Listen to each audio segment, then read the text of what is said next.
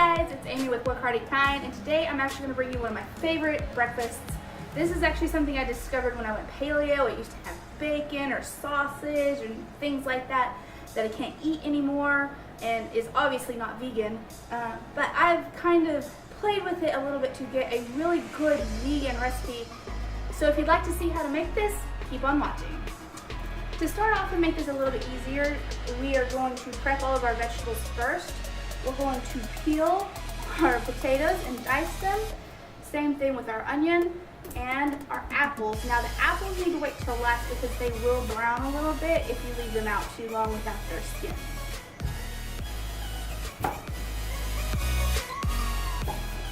If you're trying to learn more about cooking, you'll find this recurring theme of mise en place, means put things in their place. And it's a French terminology that basically means we're going to prep all of our vegetables first and then we're going to start cooking. This keeps you from going back and forth, possibly leaving something on the stove and burning it, and you basically have everything you need to be able to cook that meal. First, we're going to just cut the ends off of our sweet potatoes. Grab our garbage bowl. I find this is so much easier than having to go back and forth to the trash or leaving it all over the counter or cutting board. This is especially great for smaller kitchens, and a lot of times instead of throwing this in the trash, I make this all organic type of materials and I'll throw them out into the yard, let it go back to the earth instead of ending up in a trash heap or landfill. I think everybody, whether they're a home cook or a pro, need a really good vegetable peeler. If you guys follow me on Instagram, you'll know I recently bought this headband just a couple days ago, and I'm just wondering why nobody has told me about these wide headbands that are like for working out. They cover my messy hair, they keep it all in place, keep it out of my face. And if you've watched my past videos, you know how crazy my hair really is.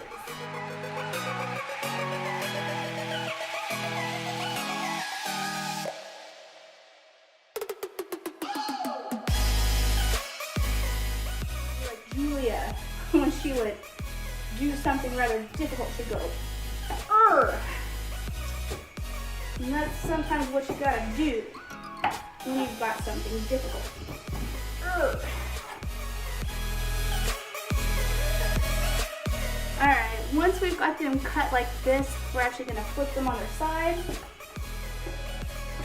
and cut down long ways into strips. And then cut crossways, that way you can make a good dice.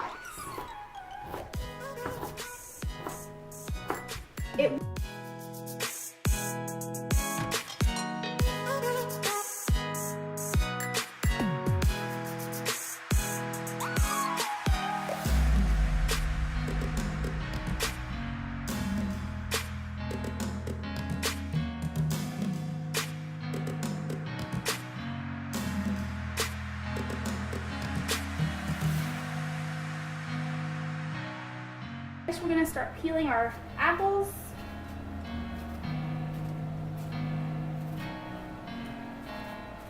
You may be wondering, why are we using green apples? Well, the white sweet potatoes are pretty savory, the onions are savory. We need to add a different flavor in here just to make it a little more dynamic. So we're going to use we're going to use a sour green apple. Also, the texture of this apple really holds up in the cooking process. If you're going to use a different kind of apple, especially like a red apple, make sure that you get something that's rather sturdy and doesn't just turn to mush.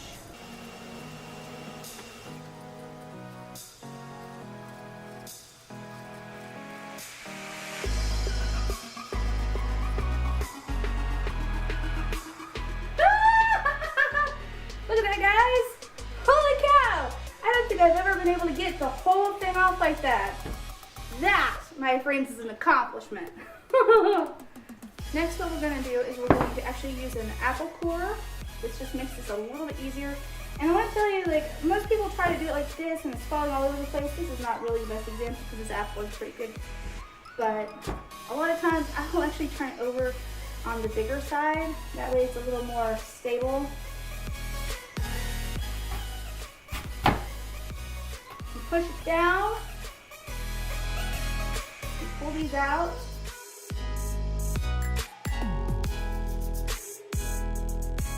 Next, what we're going to do is we're going to cut these lengthwise like this and then across to dice.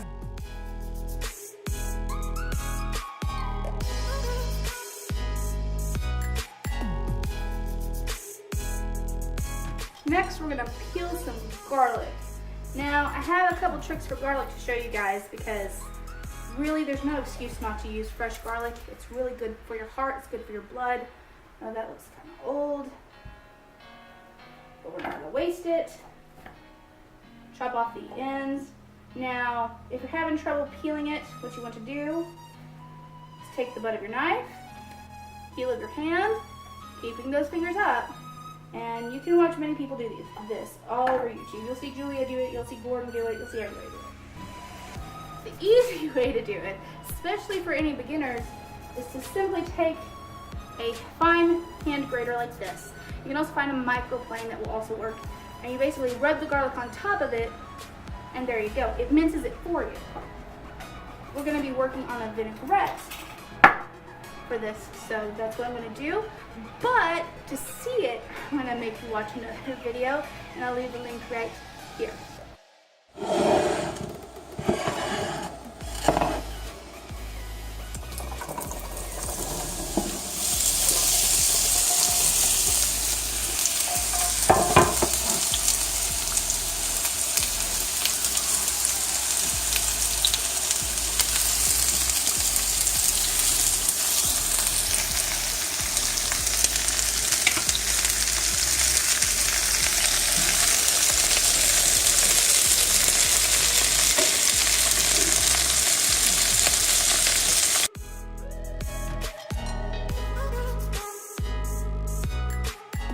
When you start to see that the potatoes are becoming a little golden, like whoop,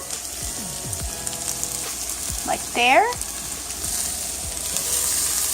and the onions are becoming more translucent, it is time to add the apples.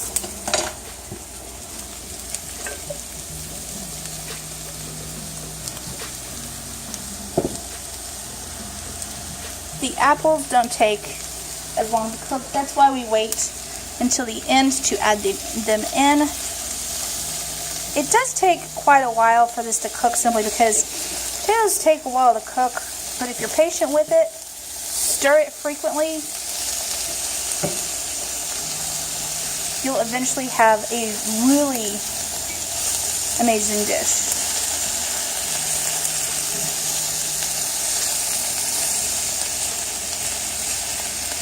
We're going to let this set for just a couple more minutes and then it should be done, and I'll show you how it looks and give it a good taste.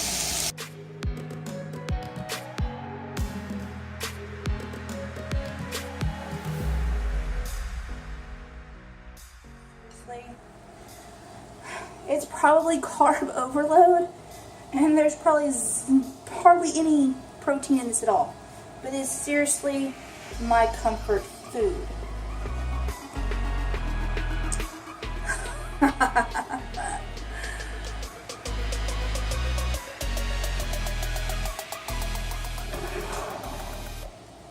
Remember that vinaigrette that I had you go watch that video so you can know how to make?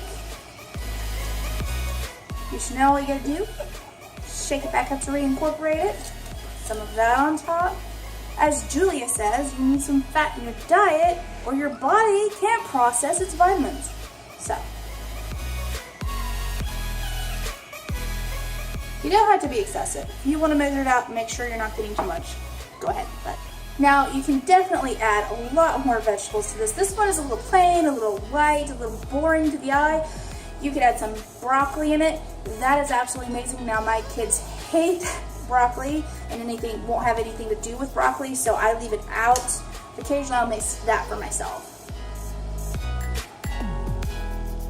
You could try butternut squash. You could try just about any type of potato for this. Onions are great. And you can play around with the different types of apples you use. You can use different kind of vinaigrettes, different seasonings. You could probably make a spicier, more Spanish style. There's so many ways to take this basic recipe and make it your own and make it even more delicious.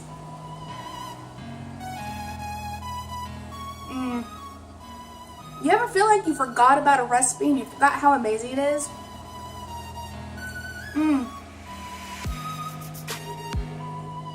I'm telling you guys, this is so good. I really wish I could share this with you right now.